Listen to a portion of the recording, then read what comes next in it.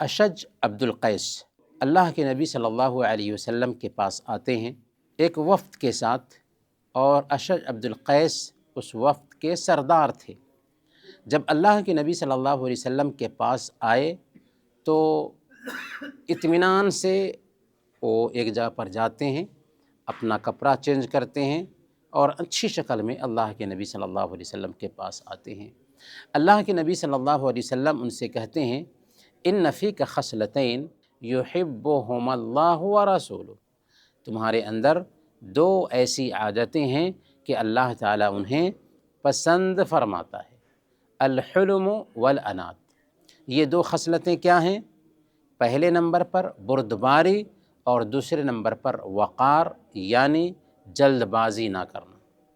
انہوں نے پوچھا کہ یا رسول اللہ، یہ جو دو خصلتیں ہیں فطری طور پر میرے اندر پیدا ہوئی ہیں یا میں نے ان دو خصلتوں کو محنت کر کے حاصل کیا ہے؟ آپ نے فرمایا کہ نہیں، فطری طور پر تمہارے اندر یہ دو خصلتیں پیدا ہوئی ہیں۔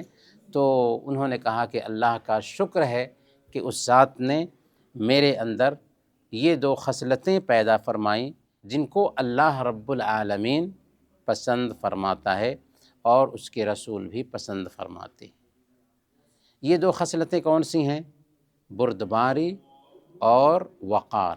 بردباری مطلب کیا ہوا کہ ایک انسان اپنے آپ پہ کنٹرول رکھے، آپے سے باہر نہ ہو، جذبات پہ کنٹرول رکھے، غصہ پہ کنٹرول رکھے۔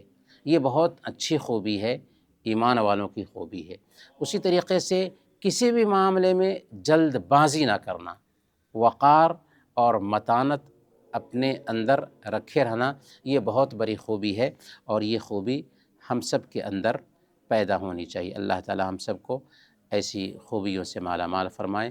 آمین۔ وصلی اللہ علی نبینا محمد وعلی آلہ وصحبہ۔